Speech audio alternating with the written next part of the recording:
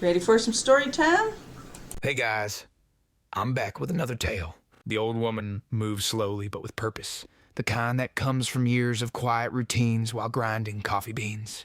Freshly brewed coffee. Steam curled into the air as she poured. She took a sip, glanced at the clock, and gave a soft sigh. The store will be closing soon, the old woman says as she sets the mug down and reaches for her phone. With a few careful taps, she called for a ride. Living high up the winding mountain roads meant few visitors, fewer drivers. But today, someone accepted.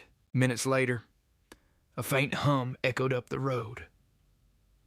Around the bend came the most unexpected sight. A tiny, cheerful little car, almost toy-like, bouncing slightly as it climbed toward her. The old woman chuckles softly. Well, that's new. The car pulled up. The old lady hesitated only a second before climbing in, clutching her purse. At first, the ride was normal. Gentle turns, the quiet hum of tires on pavement. But then, without warning, the driver hit the gas. The car lurched forward. It spun slightly onto gravel, then shot down the mountain road with surprising speed.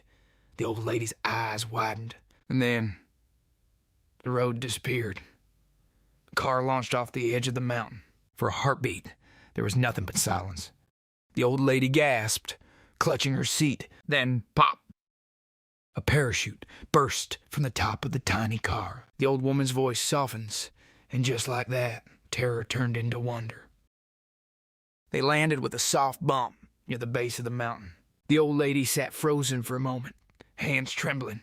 Then suddenly, she laughed.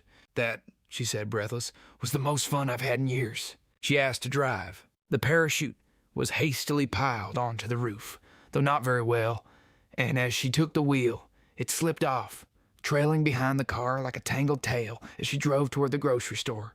The errand itself was ordinary, but she wasn't. Back home, she wrapped the driver in a grateful hug. Thank you, she said, smiling wider than she had in a long time. That night, she sat once more with her coffee. She laughed, replaying the moment in her mind. The fall, the parachute, the thrill. The old woman lingers on the thought. The next morning, she woke with a strange emptiness. Then, the memory rushed back. Her eyes lit up. With a small, mischievous smile, she reached for her phone again and called for a ride.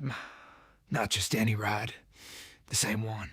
Because somewhere between fear and flight, she had remembered what it felt like to truly live. Please hit that like and subscribe button, or that Uber driver might give you a wild ride.